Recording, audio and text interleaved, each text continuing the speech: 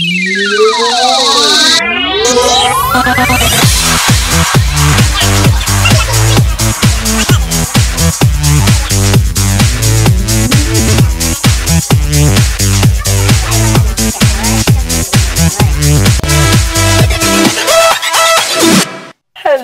thank you for joining us. It's time for We the Doctors. My name is Dr. Julz.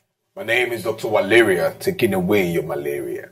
My name is Dr. Yvonne.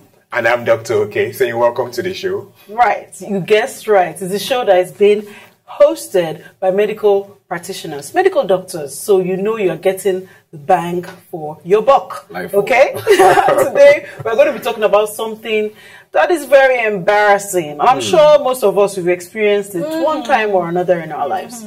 Talking about body odor. It's a heavy one. Yes. B-O.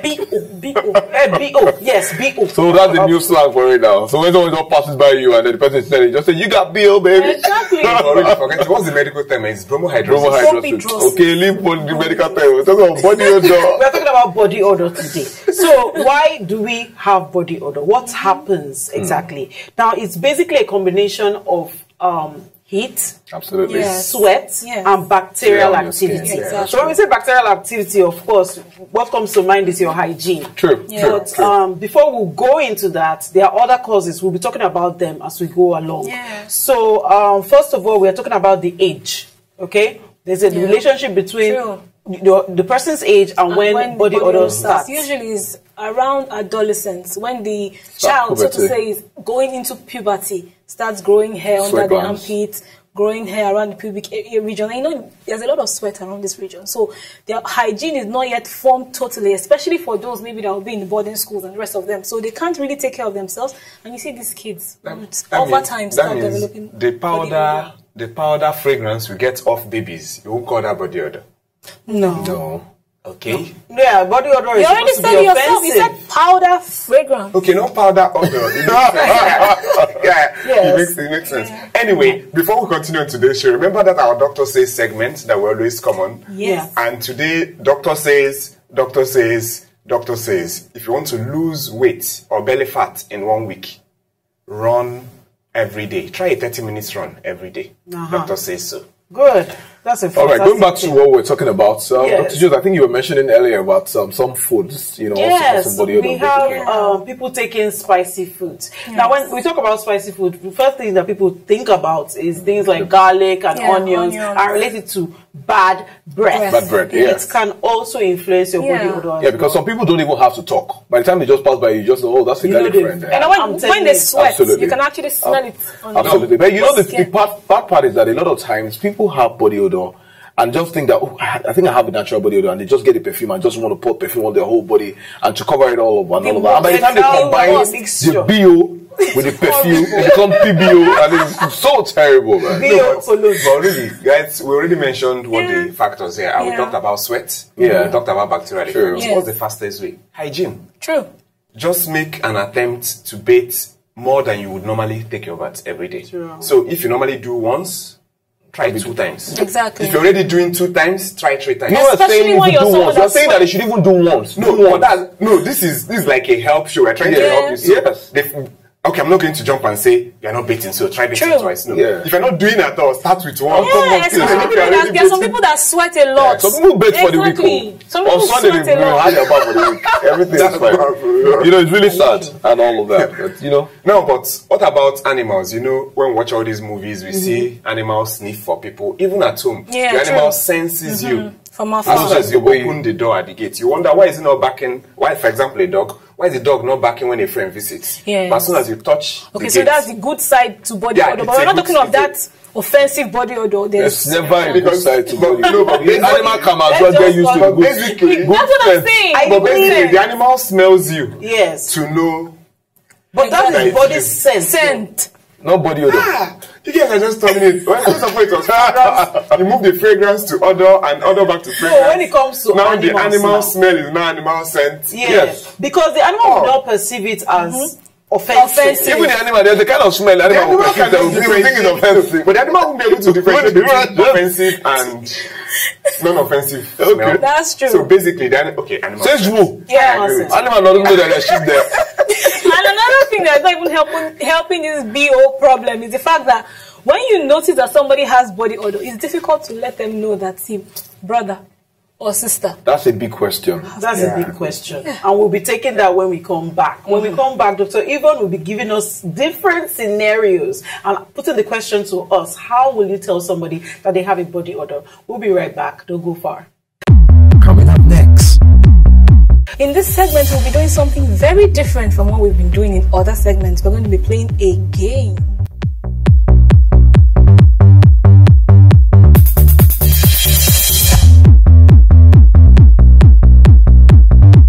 Hello, and you're welcome back to With the Doctors. We've been talking about body odor, BO, if I may call it for short. I'm not here alone. I'm here with my colleagues, and my name is Dr. Yvonne. In this segment, we'll be doing something very different from what we've been doing in other segments. We're going to be playing a game. Now I'm going to be asking each of them what they would do in particular scenarios. Let me start with Dr. Julz. Oh, no. Go ahead. Dr. Julz, if you're in the salon, you went to get your hair done, and the salonist wants to wash your hair, probably relaxer off your hair because you know you can't have it on for so long. It's going to be hurting very, very much. And he or she stretches their hand over your face, and you can smell, I don't want to say what it smells like, but what will you do? To be honest, that has already happened to me. Woof. Wow. Okay. And it's, you know, it's very sensitive. You are looking at this person, you don't want to hurt their feelings. True. Okay? And then, okay, my hair is burning, right? And there's nothing I can do. I think the best thing I'll do is call the attention of the manager. That can I have somebody else wash my hair? Okay. And I'll need to speak to her afterwards. Of course, she'll be concerned that this is a customer, she's upset about something. Yeah. So after the wash by somebody else, hopefully with a better hygiene. What if it's the only person there? He's the only person there. He or she's the only person there at that point in time. Walaria. He's being so mean. Yeah, you have to let us take proper scenario. Dr. Yvonne. But if there is nobody else there, I guess I'll do the humane thing. It's not humane. She's just playing a business. Let her talk. Wait. I will allow her finish her talk. Okay. But I will still go ahead and talk to the boss and tell them that they have to speak to their employees about hygiene. Let me tell you what she just Cut. We are not taking one another. You shouldn't be attacking Dr. Julz. Dr. Julz just said, wow, why don't I get this temporary discomfort and achieve a permanent gain? Because your hair is going to get burnt. If it wasn't about your hair, I'm sure you are not going to let the person finish. Your hair is going to... No, that's But we face this every day as medical professionals. We have to take the other person first. That is why we are called to serve. Yeah, so over to you, Dr. Walaria. All right.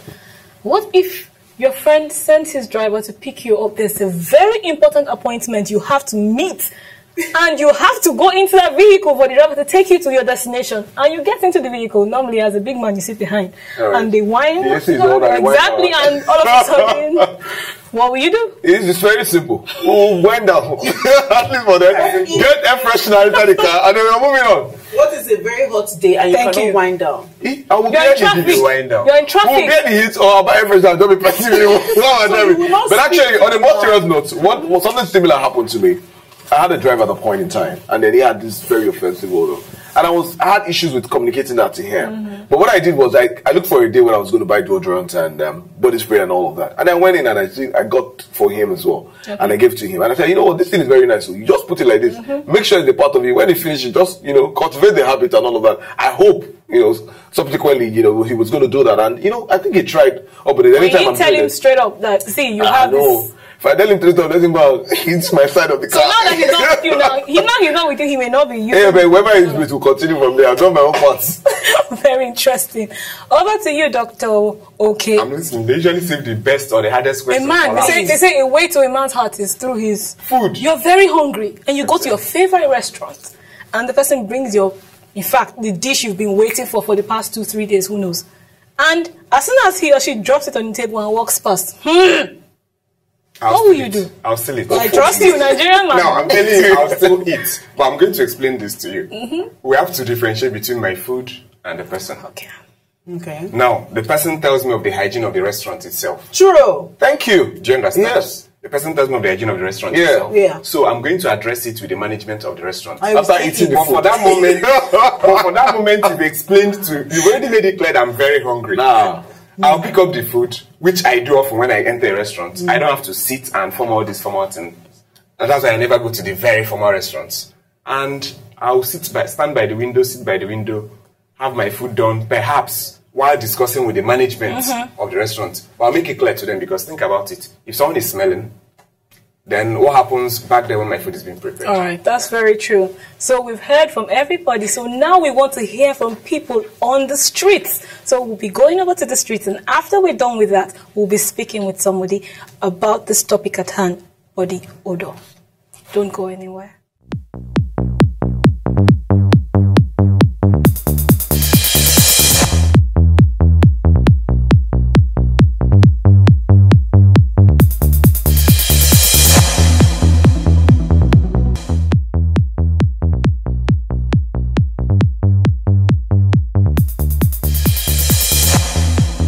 Odor, you know, there are diverse causes. Maybe some due to dirtiness. Some people used to be very dirty.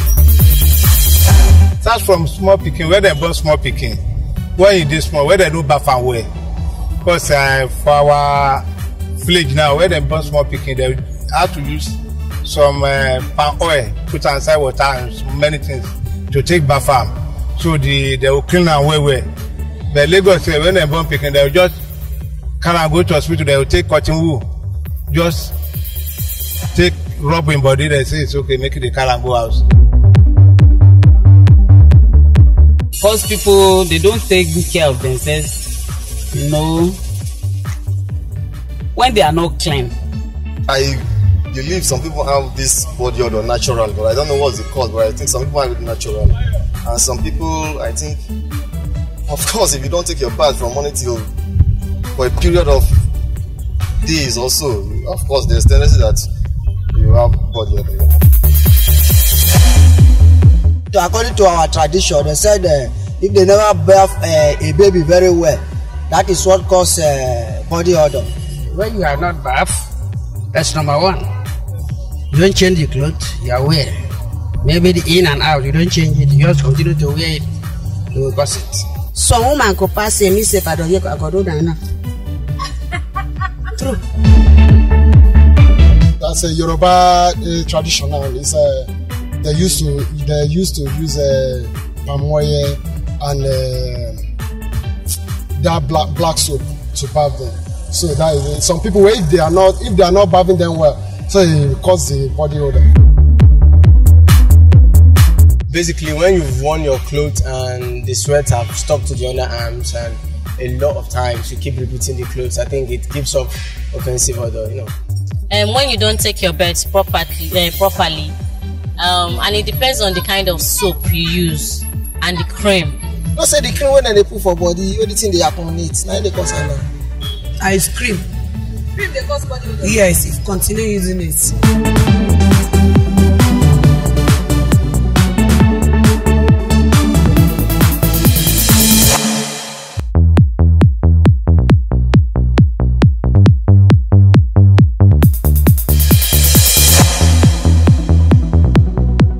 Okay, we're back. It's time for our interview segment, and today we're talking about body odors.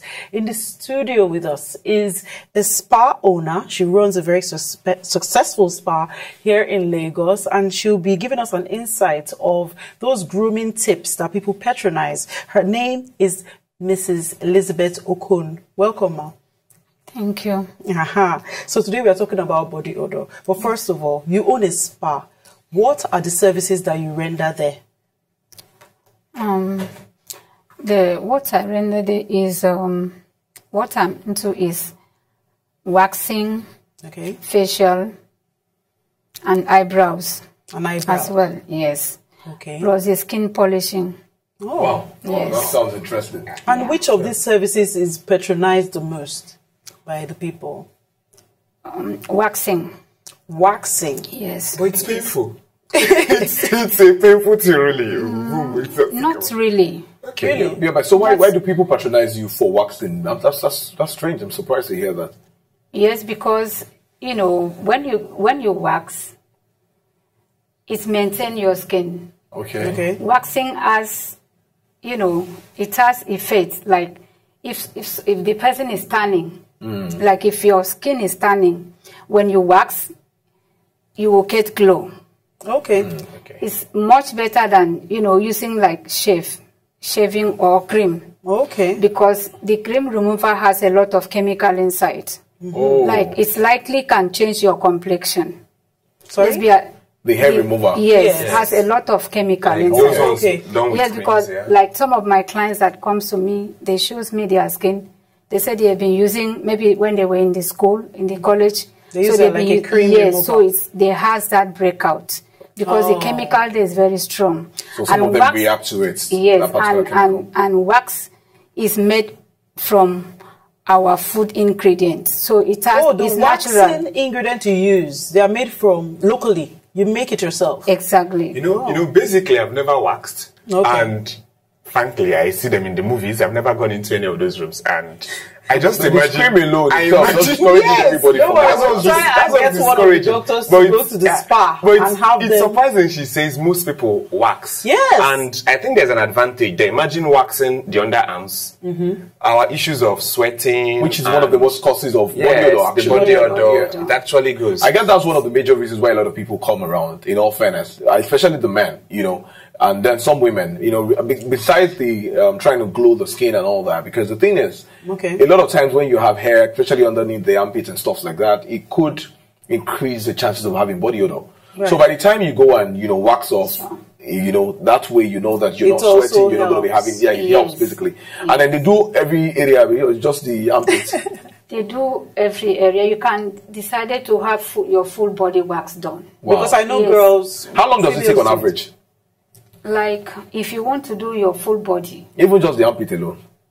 Because I know with hair remover, 2-3 minutes. You say after you apply the cream, 3 minutes, you just remove this whole thing. Waxing also does not take time. Okay. But the good thing there is, waxing brings out your hair from the root. Exactly. Okay. So like shaving. You have That's true. chance to, you know, to reduce your hair growth. That's true. Okay. Through waxing. Yeah, but so in other words, what she's trying to say in essence, if I hear you clearly, is that if you use the hair remover, after about another 1 week, the hair will have grown back. You have to use the hair remover. Not even up to 1 week. Oh, okay. Right. But we're waxing. It's about how many weeks? It takes you more than a month. Oh, yes. wow. It takes about 6 weeks actually. Yes. Wow. That's the advantage between waxing and shaving. Okay. Waxing removes it from the hair follicle itself. Yes. So before the hair comes out again, it's coming out thinner. Yes, exactly. And that helps a lot with body odor. So, the other thing, we have to wrap it up right now. No, but wait, I have to tell her the discussion continues on I'm going to tell our guests in the studio that next time they see me, this skin is going to be smooth. It's going to be smooth. Because I have it waxed. Thank you so much, madam, for joining us. You know, our discussion always staples over. So it's going to continue on our wall. That's cooltv.cool. Just click on the We the Doctors page and you get all the information about our guests. We'll be right back with Dr. Walaria. Don't go anywhere. All right, welcome back. If you're just joining us, this is We the Doctors. My name is Walaria. And we've been talking about body odor today. Now, doctor says that if you want to lose your weight fast within a week, then you should avoid fizzy drinks. Now, going back to the body odor that we've been talking about, basically, I think it's important we educate our people and sensitize them on ways to get rid of body odor, because we'll be telling them about the curses. Some people will be wondering, now, okay, now what do I do to get over this thing? Now, one of the major things Dr. Okey mentioned, which I think is really, really important when we talk about, is the fact that you need to make sure you shower at least once in a day. At least. Yes, at least, because it's really, really important. I know people I don't want to say I know people. I've come across people who tell me that they shower probably once every other day. I don't know how that works. Tropical area. I mean, we understand that probably works abroad when it's cold and all of that in England, and people do stuff like that. Sometimes it doesn't even work that. But it doesn't. Yeah, exactly. But that some people will tell you that because the weather is cold and all that kind of thing, they do that. And then you can imagine wearing a lot of clothes and then still yet you're sweating. Some of them are hydrophobic now. Maybe that's why they don't like water. There's no fear of water in this one. What do you want me to say? No fear of what do you want me to say? Take your baths, and after that, it's important to mention, when we had a guest, she talked about waxing. Not everybody can go ahead and wax. When we had a guest on the show, that's what she talked about, waxing. But shave your underarms. Very important. Shave your underarms. The place doesn't get enough exposure to air. You have bacterial growth there. It's warmer than other parts of your body, and you sweat. If you cannot get the hair remover, if you're reacting to it, you should buy bleed and not just get a shaving stick and shave it. And don't repeat shaving sticks, please. If not, you get the risk of having the bump. Absolutely. That's why they come cheap in the market. Very cheap, yes. Okay. And we also give an advice of the use of antiperspirant, deodorant. Very important. Okay. You want to use antiperspirant, but my advice is you want to look at them. Most of them will say 24 hours. Okay. You don't want to use it you use it during the daytime, but not at bedtime. Okay, during the day you can use your deodorant. At night you can, allow your pores to breathe, because the antiperspirant is going to stop you from sweating. You remember we said heat, sweating, and bacterial growth is what causes the body odor. So taking away the sweat is going to stop you from having the body odor. But at nighttime, please stay away from those deodorants. Because Dr. Walaria said you should shower regularly doesn't mean you use only water, because I'm sure some people use only water. You use soap. So you can wash out dirt. I'm serious. There's dust everywhere and everything. And the skin. Preferably antibacterial soap. Exactly. Preferably antibacterial. And then one other thing I think we should mention quickly is that some people just need to change. Just changing their clothes alone. I'm telling you. Some people repeat clothes every now and then. Some people repeat bras. Even boxers. Girls. One nation bra. Every day. I think let's get the bit controlled for the people. No, but it's true. It's true. I'm saying the truth. That is so true. Yeah. We have a question coming from Emmanuel. Okay. And he wants to know the difference. And we're going to all talk about it here now. Emmanuel tweeted and he wants to know the difference between a deodorant and an antiperspirant. And I'm going to add, maybe when we'll take it, what about the perfume also? What's the difference? What do you guys think? Okay. Who wants to start off? I want you to start off. Yes. Basically, what's a deodorant? Let's break down the word. It's a deodorant. It's simple. So it reduces the odor. We already mentioned that bacterial effect creates disorder. So it counters that effect and reduces the odor. Okay, so it acts on the already produced odor. Yes. On the sweat, on the bacterial action. Reduces it. Tries to reduce the odor that you get. Okay. Now that's different from an antiperspirant. An antiperspirant is aimed at making you not sweat. And basically, when you don't sweat, you don't have this odor. Bacterial activity. No bacterial activity, you don't have this odor coming up. So I think it's straightforward. So you have to find a mix of the two. If you sweat a lot, I go with an antiperspirant straight up.